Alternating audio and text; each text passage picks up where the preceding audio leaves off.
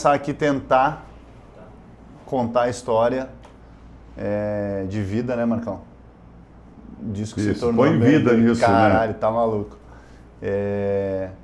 Eu sempre conto pro pessoal que eu conheço, eu falo assim, o pessoal vem falar pra mim assim, não, porque isso aqui é muito risco e tal, porque, pô, é foda, eu tô não sei com quantos anos, é difícil e tal. Eu falo, cara, meu pai mudou pra Resende com 49 anos de idade, com 4 filhos na mala, dos quais todos crescidos, não era filho com alguma despesa ali. E Não, com despesa. Praticamente sem nenhuma reserva financeira, sem nenhuma reserva financeira na época, né? Mas tinha um sonho dentro da mala, né? É verdade. Como é que foi esse negócio de decidir isso naquela altura que você não era tão novo assim, né? Você ainda é novo, mas na época você não era tão novo, né, como você é hoje. Então, na época nós morávamos em Estrela, nós éramos concessionários da Randon, que foi o meu grande aprendizado, né, que me trouxe até aqui. E chegou num determinado momento, houve uma migração do montagem do terceiro eixo para as montadoras, né? E essa montagem do terceiro eixo, na época, era feita pelos distribuidores da Randon, da Facchini, da Guerra, dos fabricantes de implementos rodoviários. E era uma das principais receitas que nós tínhamos, era a montagem do terceiro eixo. A partir da perda dessa receita, eu entendia que o nosso negócio ia ficar muito pequeno, eu tinha 4 filhos para criar, eu tinha sonhos para os meus filhos, como eles tinham os seus próprios sonhos, né? Eu achei que o negócio ficou muito pequeno para aquilo que eu pretendia para minha família. Mas, né? mas tem o negócio do 6x2 que você está contando, mas que você percebeu que estava mudando o negócio que a gente estava inserido. Mas se eu me lembro direito, assim, eu lembro que tanto os teus amigos quanto você também, acho que a gente não estava, a gente estava feliz, não é que nós não estava, a gente tinha uma vida bem boa, assim, né? Morava no interior do Rio Grande do Sul, mas tinha uma vida boa. Mas eu acho que fazia alguns anos que você achava que você tinha que fazer outra coisa, né? É que assim, ó, a gente se imagina, né, que a gente pode fazer mais, tá? A gente sonha. E eu queria transformar os sonhos em realidade. E aí chegou no determinado momento, eu primeiro resolvi desistir do negócio Randon, tá? Eu fui lá e comuniquei a Randon que eu não tinha mais interesse de continuar sendo distribuidor e fui atrás de oportunidades. E a coisa mais lógica que podia acontecer era eu continuar no mercado de implementos rodoviários representando uma outra marca. A gente, por um período, até olhou de pegar uma marca, mas ia pegar o estado inteiro. O estado inteiro do Rio Grande do Sul. Nesse interim, tá, eu sempre digo para os meus filhos, o maior patrimônio que eu pode ter é ter amigos, né? Nós começamos um negócio, quando nós morávamos em Caxias ainda, nós prestávamos serviço para Marco Polo. Nós éramos concessionários da Randon e prestávamos serviço para Marco Polo. Como a Marco Polo não era concorrente da Randon, um implemento rodoviário, outro era carroceria de ônibus, a gente criou um bom vínculo com a Marco Polo, fazendo prestação de serviço, de preparação de chassis, fazendo os primeiros terceiro eixo em ônibus, né? Nós tínhamos uma boa relação com a Marco Polo. Bom, quando a Volkswagen entrou no mercado de ônibus, o primeiro lugar que ela pensou em ir, de forma correta, foi no maior fabricante de ônibus do Brasil, um dos maiores do mundo, na época já o maior do Brasil com certeza.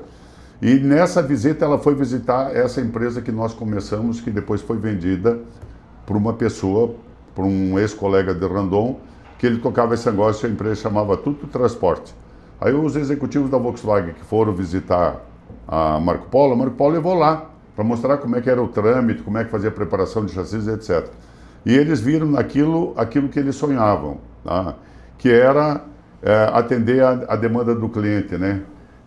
Em vez da prática das montadoras na época era um produto standard que vinha ou dos Estados Unidos ou da Europa, para modificar um parafuso era uma novela, tá? E aí vem a Volkswagen com cabeça aberta, querendo ouvir o cliente o que ele queria de diferente dos produtos que eram oferecidos no Brasil, e para isso ela precisava ter uma flexibilidade e precisava construir um Mode Center, tá?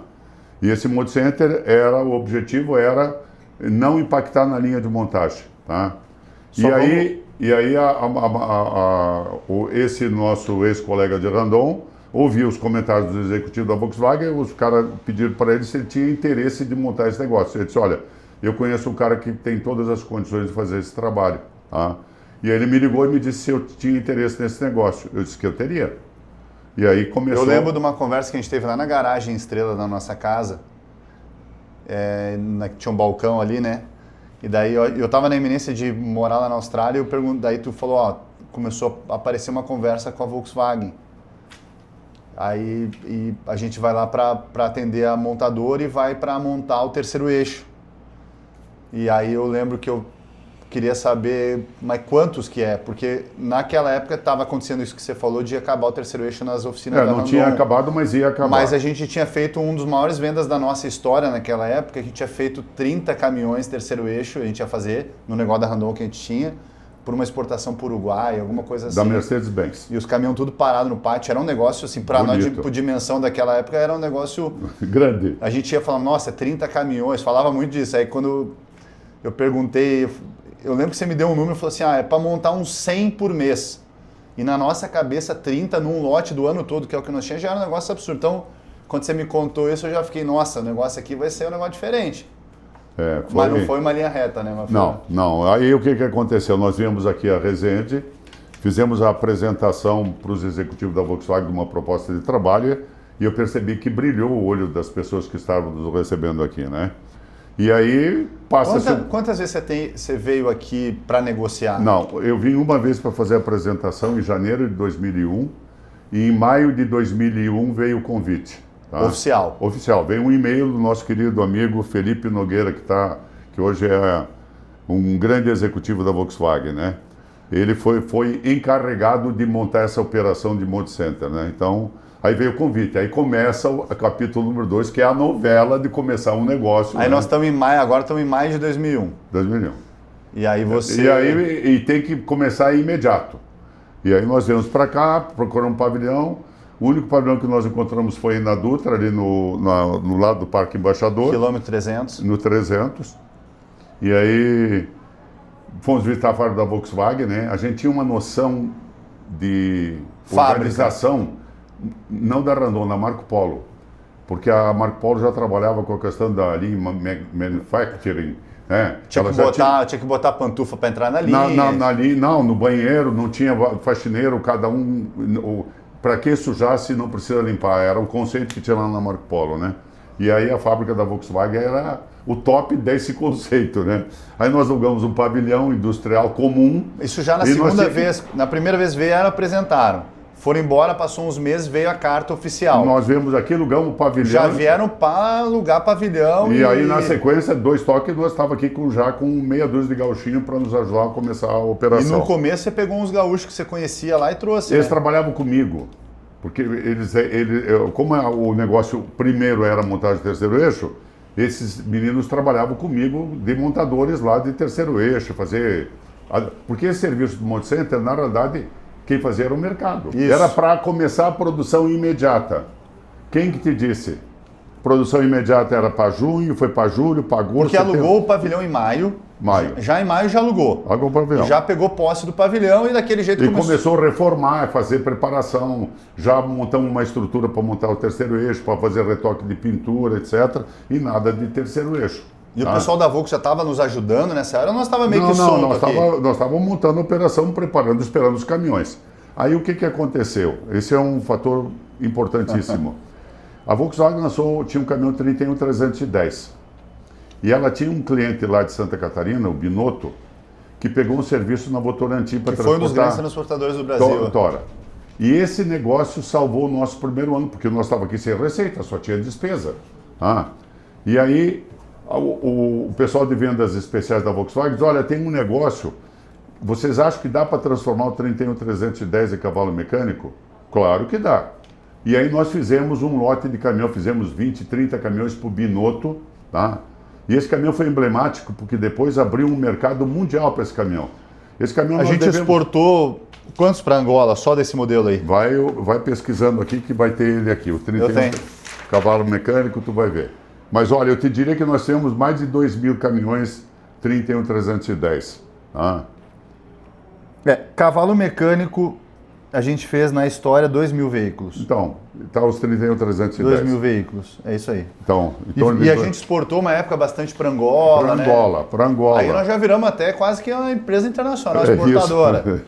Bom, mas esse foi o primeiro produto efetivo que nós fizemos. Foi até antes do 6x2. Não, o 6x2 depois veio, acho que só início de 2002. Bom, aí chegamos em Resende, estamos com a planta montada com os gauchinhos lá. Você tá lá, a família ainda tá A família só veio para cá em 2002. 2002. Em janeiro de 2002. Isso. Que a gente alugou para começar o colégio. Para começar. Mas em 2001 você foi indo e voltando. Isso. Você já ficava full aqui. Eu tinha um negócio lá com a Randon que eu tinha que cumprir o contrato de encerramento das atividades até que eles encontrassem outro, né? Foi isso. Tá bom. Aí chegamos aqui, vamos falar. E o 6x2 era um grande sonho que a gente tinha, não era? Isso. Porque era o que a gente sabia fazer. Certo? A gente dominava o assunto. A gente achava. A gente veio aqui para ajudar eles, né? A gente achava. Pô, os caras nos contrataram, a gente vai lá ajudar eles a montar o 6x2. Que a gente veio de um mercado, tá, do improviso, né? O cara começou a fazer coisa, não deu certo, ele continuava fazendo assim. Ele não estava atrás de refinamento.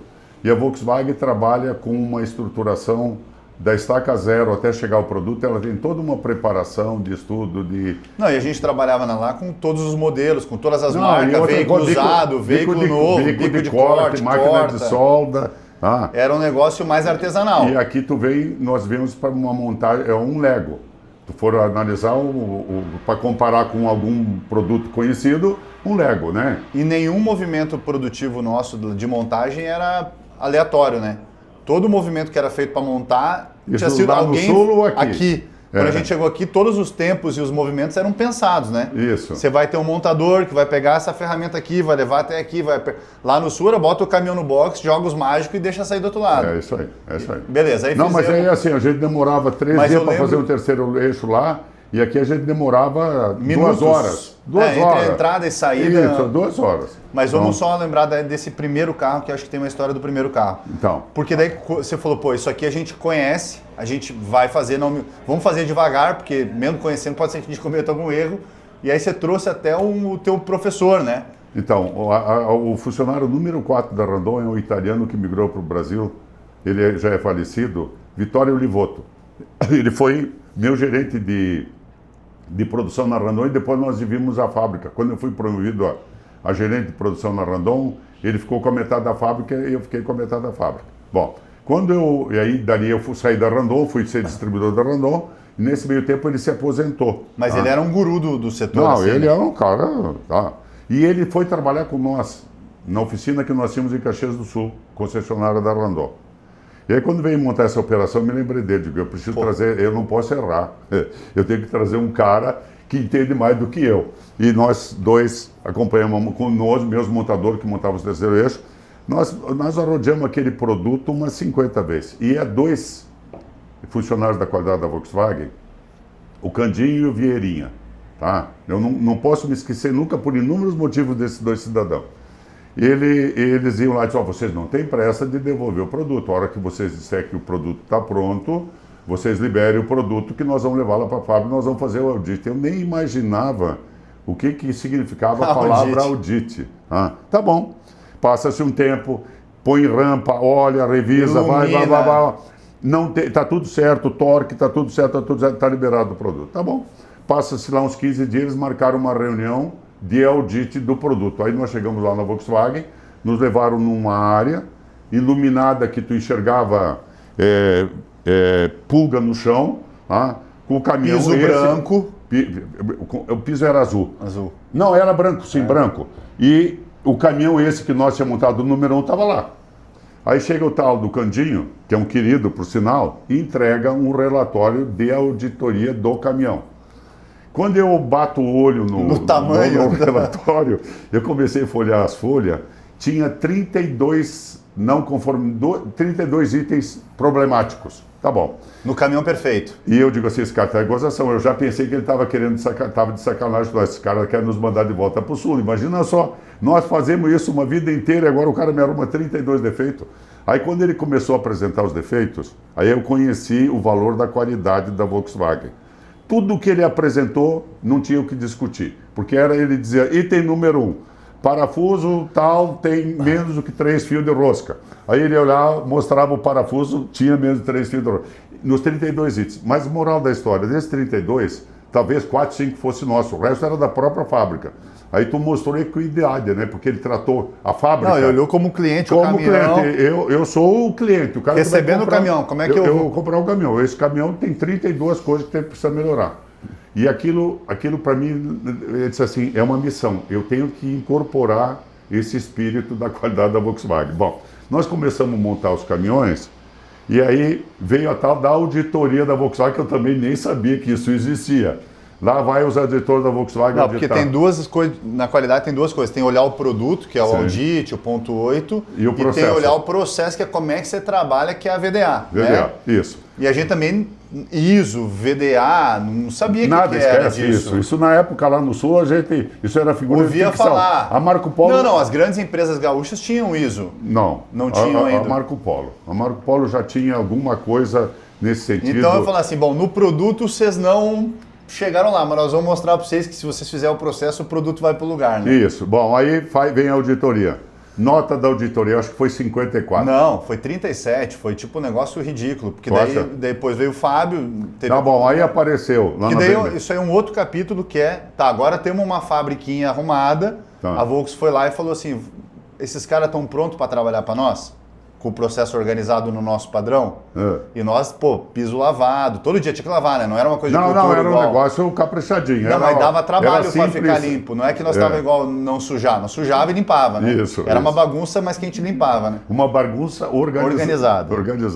Bom, aí o que aconteceu? Aquilo botava ponto final na nossa história, porque nós tínhamos que ter uma nota no mínimo de 70. Aí aparece o Fábio Ribeiro. Tamer. Não, o Cortez e o Renato Mastrobuoni. O Renato Mastrobuoni. Aí foram lá para conhecer as instalações, o que está fazendo, me conhecer, porque o Mastrobuoni eu já conhecia. Para nós, essa visita é como se você tivesse aberto uma pequena capelinha e o Papa decidiu ir te visitar. Isso. Era essa a importância que tinha da visita do Cortez, né? Isso. Porque o Cortez, até hoje, é uma entidade no setor, tudo, e para nós, na época, era um negócio até inalcançável, né? Recebi a visita desse time, nossas... né? Desse time. Bom, aí, moral da história, viu que a gente tinha boa vontade, etc. Aí o Fábio falou, Marcos, tu tá sabendo o resultado da auditoria? Estou sabendo. Tu precisa de ajuda? Preciso. Então nós vamos te ajudar. Aí ele designou um funcionário. Eu toda vez que conto essa história, eu tenho que fazer uma correlação com um episódio de TV, né? Que é a escolinha do professor Raimundo, né? Ele todo dia ia lá, que era caminho dele na fábrica, porque tinha um retorno na frente da BMW, a antiga. Ele ia para trabalhar, ele fazia o retorno, entrava na BMW, deixava uma liçãozinha. Da lição e voltava no dia seguinte, cobrava a lição do dia anterior e dava a lição daquele dia para nós entregar no dia anterior. Passou 60 dias e ele disse assim, Marcos, nós estamos prontos para receber. Vamos auditar de novo. Vamos auditar de novo. Aí veio a segunda auditoria. Você falou 60 dias? Eu acho que foi uns meses, né? Não, mas não é muito mais do que isso, porque senão nós não ia produzir. 60, 90 talvez. E aí veio a segunda auditoria e nós já tiramos 74. Eu me lembro o número até hoje. Aí estamos liberados para... Aí estamos liberados para mandar. Bom. Só para fechar a história do 6x2, que eu acho que a gente pode encerrar o capítulo 6x2, só para dar os números da história agora, para o pessoal ter uma noção do que nós estamos falando. Lembrando que quando a gente veio para cá, 30 era muito para nós, de volume, né? Sim. No primeiro ano aqui em Resende, a gente fez 2. Porque teve os problemas da VDA e o carro não vinha porque era um produto novo. Na realidade, o problema da Volkswagen é que como que eles iam lançar se era 22, 21, eles ficaram 210. discutindo lá e não veio. Supérfluo, na realidade, se for analisar. Tá? Mas que a gente descobriu que tudo é no detalhe com os caras Isso, e tudo bem. Tudo é pensado. No segundo ano, a gente já fez 2.000. 6x2. Isso aí, se tu contar toda a minha história de 30 não anos dava de Randon, não, talvez dê, mas em 30 anos. 30 anos. Em o primeiro ano, 2.000. Segundo ano, 4.600. Terceiro ano, 6.500. Aí a gente pula. Isso nós estamos em 2002, agora eu vou pular lá para o final dessa história, em 2010. Em 2010, a gente fez 14.000 6x2. Em um ano. Mais de 1.000 por mês. 1.200 por mês. 1.200 por mês. E aí eu acho que vale a pena também a gente contar essa loucura que foi. Não, mas aí o que aconteceu nessa época, aconselhado pelo Joaquim, que era o gestor, era o diretor da Maxio aqui no consórcio modular, e um dia nós fomos ali na fábrica conversar com o Intra e com a Dilson, E ele disse, olha, na volta, vocês estão indo onde? Não, nós estamos conversando com o Adilson Coimbra. Na volta vocês passam aqui que eu preciso falar com vocês. Tá bom.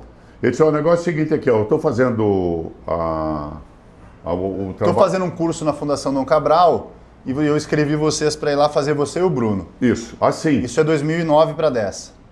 2009 para 10. Vocês têm que ir lá fazer o curso na Dom Cabral. Tá? O tal do... Estratégia para crescimento. Isso, que era o... O professor, não? Não, como que se chama Educação executiva, isso. A gente ia fazer o curso, chamava Estratégia para Crescimento, passamos uma semana em Belo Horizonte, nós dois, dentro da faculdade lá, isso. Nenhum dos dois conhecia direito. Isso. Aí, o que acontece? Nós chegamos à conclusão... Voltamos de lá e falamos, esquece, nós estamos fazendo tudo errado. Isso, nós chegamos à conclusão de que esse volume de 14 mil terceiros, com certeza nós tinha margem, né? Imagina só. Mas era uma posição cômoda que não ia nos perpetuar. Aí nós tivemos aquelas ideias lá maluca e disse, nós vamos devolver esse negócio para a fábrica. Mas para devolver esse negócio para a fábrica, nós temos que encontrar uma família de produtos que substituam a receita do 6x2. Aí nós fizemos uma pesquisa, porque a gente trabalhava muito com vendas especiais da Volkswagen e tinha negócios de volumes pequenos, de nichos de mercado que a Volkswagen não queria fazer. Que era a nossa origem, né? A gente veio aqui para fazer produto especial. Então. O 6x2, a gente sofria pressão, se eu não estou enganado, desde 2007 mais ou menos, a gente já tinha pressão deles para fazer a montagem na linha. Só que a gente falava, cara, se você fizer isso, acabou a BMW. Isso. E a gente ficou toreando isso uns 3, 4 anos. Chegou uma hora até que parou o assunto, e aí nós fomos lá e falamos, agora chegou a hora. Vamos devolver o 6x2. Aí o Intra e o Adilson, tu tá louco. Inviabiliza o negócio de vocês e vocês são importantes na estratégia da Volkswagen. Não, mas nós temos um plano. Aí apresentamos o plano. Aí o negócio é o seguinte, a velocidade da retirada do 6x2, tá? Foi um negócio maluco. Em 6 meses eles prepararam a linha para levar o 6x2. Perfeito. E a contrapartida, até hoje nós estamos esperando, né? Mas aí, aquela história que o Bruno fala... Mas Deus não joga, mas fiscaliza. Fiscaliza. Aí eu vou dar o volume, depois eu vou dar o volume. Conta a história, eu vou dar o volume. Aí o que acontece? O produto que nos trouxe aqui foi o segundo eixo direcional. Em 2001, com a história do ônibus, a Tuto já fazia segundo eixo direcional em ônibus. E começou a fazer em caminhão. Aí quando a Volkswagen foi lá visitar Marco Polo, lá no início da nossa conversa lá, ela viu o segundo eixo em cima do caminhão Volkswagen. Aí ela pediu para montar um segundo eixo direcional. No dia que nós íamos aqui fazer a primeira reunião com a Volkswagen, em janeiro de 2001, o caminhão chegou no mesmo dia. Quando apresentou o cartão lá da Tuto, o Agenor apresentou o cartão da Tuto... Acabou de entrar um carro seu aqui. Com a nota fiscal da Tuto. Então, esse foi a origem do negócio. O que aconteceu? Nós somos investidos nesse negócio de 2001, 2003, e o negócio começou a tomar corpo, mas não um corpo.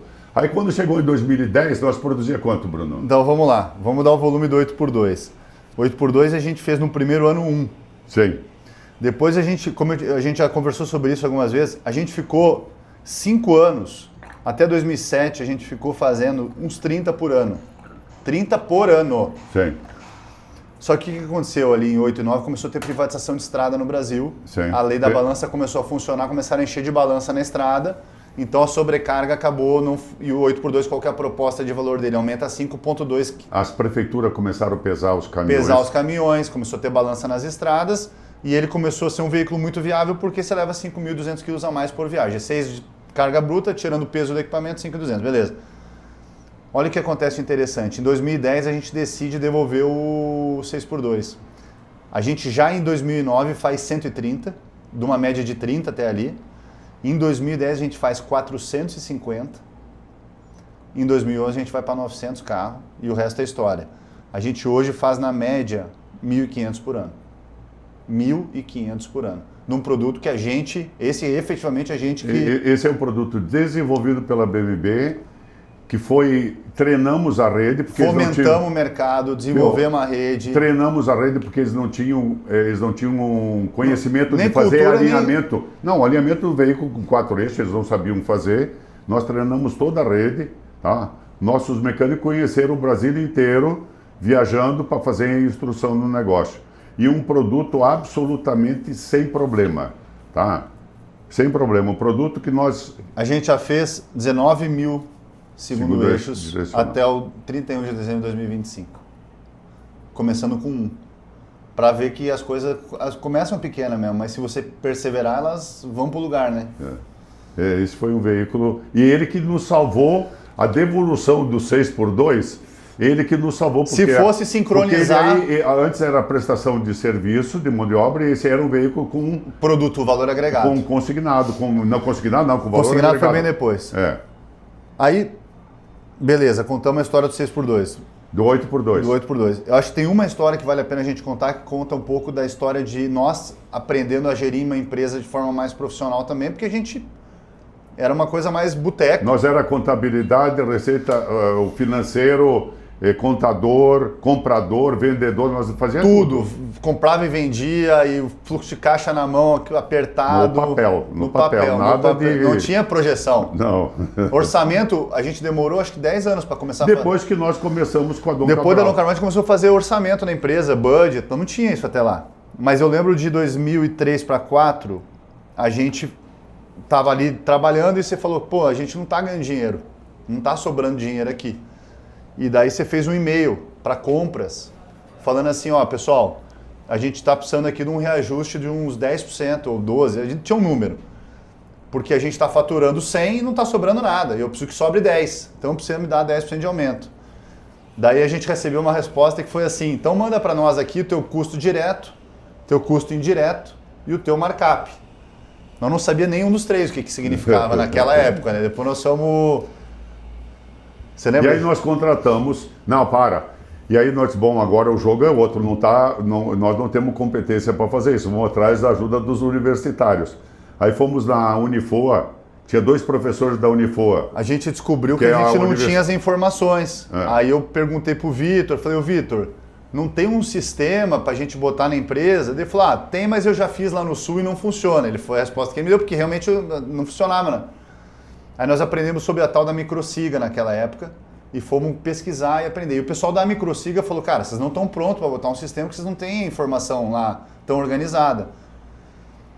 Eles apresentaram 2 consultores da Faculdade de Administração lá de Volta Redonda para nós. Isso. Só que a gente antes da Domingos... Só que junto com isso a gente tava, antes disso a gente falou, cara, mas antes da gente conseguir ter um microsiga, nós precisamos precisamos pagar a conta aqui. Aí, ô seu Domingos, vocês não conseguem nos ajudar nessa outra coisa aqui? Não, isso aqui é a nossa especialidade. Curva ABC. Nos ensinaram sobre custeio ABC. E daí isso aí foi uma faculdade em si que era custeio baseado em atividade, que a gente pegava o custo da empresa e dividia por atividade. Bom, a gente demorou acho que uns 3, 4 meses para fazer o trabalho. Saiu um livro. Saiu um livro desse tamanho assim. E no fim a gente conseguiu, a gente queria 10, a gente saiu com uns 25% de reajuste, muito mais do que a Volkswagen viu que o negócio para menos assim... Falou, cara, realmente que os caras estão pedindo, tem... E ali acho que a gente teve um aprendizado também de que a gestão é bem feitinha ali, ela dá resultado, né? Aí depois implantamos o TOTS, o microsiga, depois teve o ISO, né? O ISO veio meio que junto com essas coisas todas. Tem esse capítulo que eu acho que é um negócio interessante. Negócio bem lembrado. Conta daí, para não... A gente já estava tomando risco suficiente, e parece que estava indo bem, mas a gente em 2000 logo que a gente veio para cá, a Volks nos pressionava, até o diretor financeiro falava, quando é que vocês vão... Como é que é a história do terreno? Quando nós primeiro nos instalamos, 6 meses depois nós compramos o terreno onde está instalada a BMB hoje, não era desse tamanho, depois nós compramos mais áreas, né? E tinha uma placa ali, e botamos uma placa, futuras instalações, 2002. E passa 2003, nada dessas futuras instalações, 2004, nada das futuras instalações. E o Helmut, um dia, a gente se encontrava naqueles eventos da Volkswagen e ele disse assim, quando teremos as futuras instalações da BMW? E aí nós criamos coragem, fizemos, o banco Volkswagen nos financiou, aí nós começamos a construção da BMW em 2005. 2004 e daí... 2004. Isso, e a gente mudou dia 10 de abril de 2006. 2006 nós viemos para essas instalações que nós estamos aqui até hoje, né? Então, e aí foi uma aventura, porque aí tem o segundo capítulo, que é a amortização do investimento. Não, porque a gente, lembra, a gente assumiu uma parcela, o pessoal não tem noção assim do risco que foi isso naquela época. Teve aval da mãe, do pai, do irmão, do primo, do tio, do teu irmão, do caramba, a gente tomou uma dívida muito grande pro tamanho do que era a empresa naquela época para fazer o prédio. Até aí tudo bem. Mas o problema veio no dia 2, que é agora precisamos pagar a parcela. E o lucro da empresa naquela época não pagava. Não justificava. Não dava, a conta não fechava. E daí a gente foi na Volks e falou, pô, precisamos de mais um reajuste aqui. Ele falou, não, mas o argumento deles que está correto foi assim, não, mas o produto que eu estou recebendo lá na fábrica mudou alguma coisa ou é o mesmo? Não, é o mesmo. Não, mas por que então aumentou o preço? Não, porque o prédio e tal... Não, mas eu não tenho nada a ver com isso, foi a resposta deles, né? Aí nós trouxemos o professor de novo de volta. Aí não. Aí nós chegamos... Não, mas o seu Domingos nos ensinou sobre uma outra coisa, que chamava TMA, não sei se você lembra. Não. Taxa mínima de atratividade. Sim, tá certo. Que a gente falou assim, não, então, peraí. Então, esquece o 6x2. Nós estamos fazendo um investimento em vocês aqui, investimos X, e para isso aqui fazer sentido, para nós não ter que sair daqui e alugar o prédio, que faz mais sentido alugar o prédio, tem que ter uma atratividade mínima pelo risco que nós estamos correndo. Isso dá isso aqui por mês, que não conversa com o que nós estamos ganhando e, no fim... Não, aí os executivos da Volkswagen vieram aqui e propuseram, então, o custeio via RKW. Isso foi em Foi logo 2007, ali logo na sequência. Eu acho que antes do fim de 2006. Só, porque no final a Volkswagen achava que nós não sabíamos onde botar o dinheiro, nós não sabíamos onde buscar para pagar as parcelas. E aí, esse RKW, que vale até hoje, né? Sim, que está funcionando é um negócio que é uma transparência total. O nosso cliente tem acesso a todas as informações da BMW e isso facilita a negociação, né? Não fica sonhando coisas, né? Os números estão ali, são discutidos eventualmente para... Sempre a gente tem um compromisso de ganho de produtividade, né? E a gente se esforça para fazer isso. Então isso aí foi um outro capítulo importante na relação com a Volkswagen. Isso aí diminuiu o conflito, porque aí parou a discussão, tudo é caro, né? Não, é o que está no... Tem o escopo do produto, a maior parte dos componentes nós compramos da própria Volkswagen, o custeio da empresa está em aberto, eles têm auditoria do próprio acesso, aí é questão de discutir... A gente parou de discutir preço e começou a discutir custo e... Mas foi uma relação de confiança. Se for analisar... Nós viemos para cá em 2001 e nós trabalhamos com a Volkswagen até 2014 sem contrato. E aí em 2014 a Volkswagen, provavelmente de uma auditoria da Alemanha, eles vinham aqui visitar e chegaram à conclusão, queriam saber que documento tinha para formalizar a relação da BMW com a Volkswagen. Não tem nenhum. E aí chegaram e botaram como... A gente sempre falava assim, não, tirando os... Vamos ver aqui os... 10 mil caminhão que você me mandou esse ano numa remessa que não fui eu que fui lá fazer, não tem outro. Era mais ou menos essa resposta, né? Viu? Tirando as reportagens de tudo que vocês fazem. Não, ao longo da história eles apresentaram contratos, mas contratos que não faziam sentido para a gente. Não tinha equilíbrio na relação. Até que chegou, eu acho que essa demanda da Alemanha, né? E eles vieram aqui e queriam saber o que nós queríamos para assinar um contrato. Nós queremos um contrato equilibrado, só isso, que tenha direitos e deveres iguais para ambas as partes. Aí eles fizeram um contrato que espelhava exatamente essa relação e que eu acho que foi estratégico para eles e para nós, né? E hoje nós temos esse contrato e está renovado até 2031. E ele suporta a operação de forma clara, transparente, né? Eu acho que é um negócio bem bacana. Eu queria fazer um capítulo final aqui, só de hoje, depois a gente pode fazer outros, que eu acho que você falou que a gente só foi ter contrato em 2014.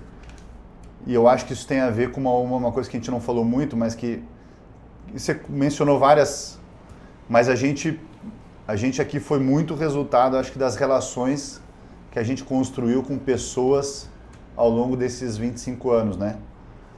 A gente teve muitos padrinhos aqui, né? Tiveram pessoas que acreditaram na gente, que brigaram, que colocaram a carreira em risco lá dentro da Volkswagen, muitas vezes porque é uma organização bem mais conservadora do que uma empresa como nós. Eu acho que vale a pena a gente fazer algumas menções aí, você não acha? Então, mas primeiro, para não assim, ó. Depois nós vamos assim, ó, a BMW foi construída a muitas mãos, tá? Muitas mãos, internas e externas, tá? Eu acho que a relação com a Volkswagen, todo mundo que entrou ali sempre botava um ponto de interrogação da BMW. Mas da forma que nós trabalhamos, nós nunca deixamos de entregar produto no prazo, nós sempre fomos abertos para negociação, nós nunca botamos a figura da Volkswagen em risco, nós nunca arrumamos nós tivemos um processo envolvendo de forma involuntária nós e a Volkswagen, tá? Ao longo de 170 mil veículos. 170 mil veículos, e isso foi transformando confiança, foi gerando confiança recíproca. Nós da Volkswagen, que a gente sabia que ela reconhecia o nosso trabalho, o nosso esforço, e a Volkswagen sabendo que nós tínhamos entrega, que nós éramos competitivos, que nós respeitávamos as normas da Volkswagen. A Volkswagen nunca foi acionada por problema trabalhista, problema tributário, entendeu? Então, ao longo dessa história, esses alicerces foram se construindo e isso facilitou a interação com as pessoas, entendeu? Muita gente acreditou. O Dadat foi um cara que acreditou em nós, o Imparato foi um cara que acreditou em nós, o Mastro Bono foi um cara que acreditou em nós. Nós temos inúmeros. O Cortez nos apoia inúmeras vezes, o Aloche nos apoiou. O Fábio Ribeiro da Qualidade. Aí depois quando... O Felipe Nogueira no começo nos ajudou muito. Viu? O Tamer.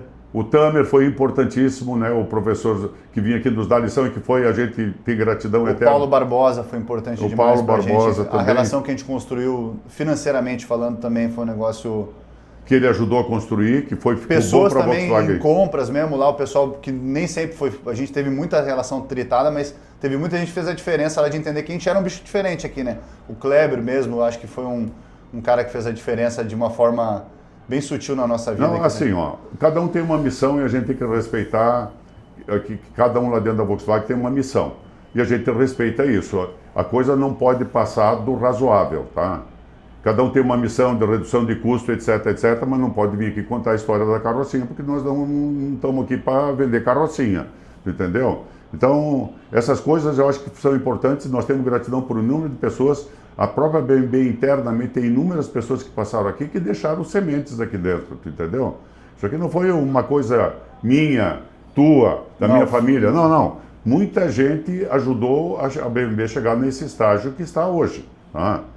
E que continua ajudando. E se você voltar no primeiro dia que você veio em Resende, a expectativa que você tinha, você consegue resgatar? E o que virou, assim, você tem uma... Não, assim, ó, eu tinha muita confiança de que, como era um fato novo, e do jeito que eu vi que a Volkswagen trabalhava, porque a Volkswagen tem um conceito de desenvolvimento muito... Não, mas mais pessoalmente falando, não, assim, não, mas quando assim, você veio aqui, você olhou, você sentiu alguma coisa, você falou, cara, não, mas viu, vamos de Malicuia... Eu via um universo de oportunidades. Eu via um universo de oportunidades porque a Volkswagen era uma empresa que ela ainda não era líder de mercado, mas tu viu que... Porque eu tinha relação com as outras montadoras. Tá? No mercado, do jeito que eu trabalhava, eu eventualmente recebia pessoal da Mercedes, das outras, da Ford, tá? Não dos concessionários, das próprias fábricas, principalmente em Caxias do Sul, que era uma base... Mas pessoalmente falando, assim, no teu íntimo, de falar, cara, tudo que eu percorri, chegar aqui, tomar esse risco, ir com a minha família para lá... Tinha uma dose de loucura, na verdade. E teve no período ali, no começo, ali, alguns momentos que a gente ficou em dúvida, né, se ia dar bom, né? Porque assim, na realidade, nós tínhamos muita confiança no nosso trabalho, na nossa capacidade de fazer coisas. Mas nós vimos... Nós estávamos inseridos no ambiente incerto. Né? Nós chegamos aqui, então nós tínhamos disposição, força de vontade e abertura para aprender, que eu acho que esse foi o alicerce do sucesso. Eu achava que eu era dono da verdade, eu digo, não, eu tenho muita coisa para aprender com a Volkswagen. Tanto é verdade, Bruno, que se tu for ver a despesa que nós temos de assistência técnica, porque nós respeitamos os conceitos da Volkswagen, os dogmas da Volkswagen, são muito baixos. Pelo volume de caminhão que nós produzimos, e nós fazemos as coisas numa velocidade que a fábrica não faz. Então embute um risco. Toda vez que... Imagina, qualquer coisa que a Volkswagen vai fazer, ela demora, tem um monte de dinheiro envolvido, demora 6 meses, 1 ano, 2 anos para fazer o ajuste. Nós, do dia para a noite, fazemos um negócio. Tem um risco embutido. E a gente aprendeu ao longo da caminhada que esse risco tinha que ser dimensionado e nós criamos critérios sem perder a agilidade que nós conseguimos ter Mas a tua entrega. memória é bem seletiva e eu acho que eu aprendi isso contigo também, porque eu esqueço completamente das coisas difíceis que a gente passou, assim, eu tenho uma abstração completa, eu aprendo com a porrada e eu não fico também... Mas teve momentos ali que você, no começo ali, porque teve incidentes bem complexos na relação com a Volks, assim, de a gente falar, cara, de ir pra casa, às vezes um dia de tarde, assim, na hora de ir embora pra casa, falar, cara, puta, não sei, teve algum dia? Teve inúmeros. Porque o próprio estilo que a Volkswagen trabalha, ela gera discussões, eu não diria conflitos, né? Tu imagina tu ir sentar na frente de um executivo, que o cara é diretor, na época não tinha vice-presidente, né? Tinha os diretores. E tu acerta um negócio e tu sai de lá, para mim, aquele cara era Volkswagen. Aí tu vira as costas, passa 6 meses, aquilo lá, uma semana, aquilo lá não vale. Porque o colega dele de outra área acha que não é assim que tem que fazer e começa tudo da estaca zero. Então, não era isso que nós estávamos acostumados, né? Eu me lembro muito de uma reunião que teve com compras, que eu disse para o cara, do lugar que eu vim, a palavra dada vale muito mais do que a palavra escrita. E aquilo que tu escreve, tu não honra. Poxa, aquilo para mim... Não, olha a coragem começando o negócio. Tá?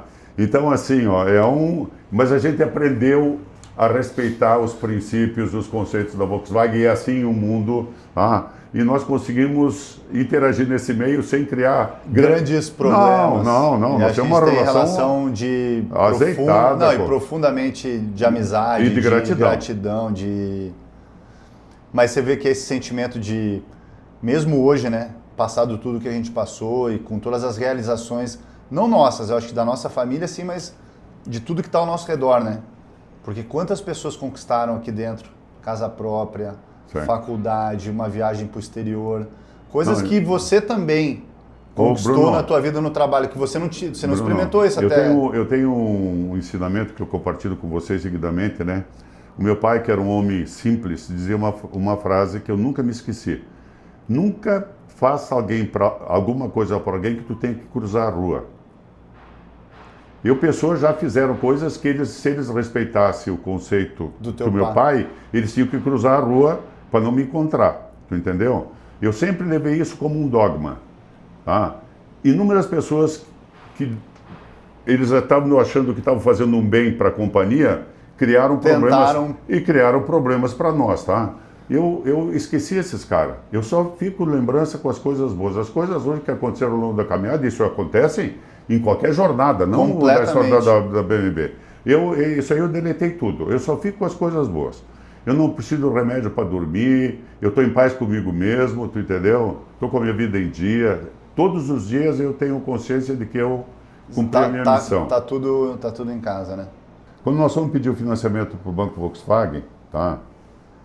O nosso sócio do Sul, eles não iam nos dar o financiamento porque o nosso cadastro não permitia. Não tinha balanço para tomar, não tinha, naquela né? época, 3 milhões de dívida. E aí o nosso sócio, ele deu um aval, ele deu uma garantia bancária do financiamento. Claro que nós, da nossa parte, demos para o sócio um monte de garantias, né? E isso começou o negócio. E nós temos um financiamento com a Volkswagen em 60 meses. Nós não atrasamos um dia uma prestação, nem um dia. Nós cumprimos o contrato na integralidade. Então, eu acho que essas são as coisas, né? Me fala uma outra coisa aqui, Marcão. Qual foi a importância da mãe nesse processo? Quem? Da nossa mãe, da minha mãe e da sua esposa, da Nádia. Total. Porque é o seguinte aqui, ó. Ela cuidava da casa, que eu não tinha preocupação nenhuma com a questão da gestão dos filhos, de colégio, de lições, de aprendizado, etc. Eu chegava em casa de noite e estava tudo arrumadinho, estava tudo direitinho, né? Então, assim, eu não tive que dividir a minha disposição e a minha energia para resolver problema em casa e resolver problema da empresa. Tá? Eu já chegava com os problemas da empresa. E eu nunca, como filosofia de vida, eu nunca levei nenhum problema da empresa para casa.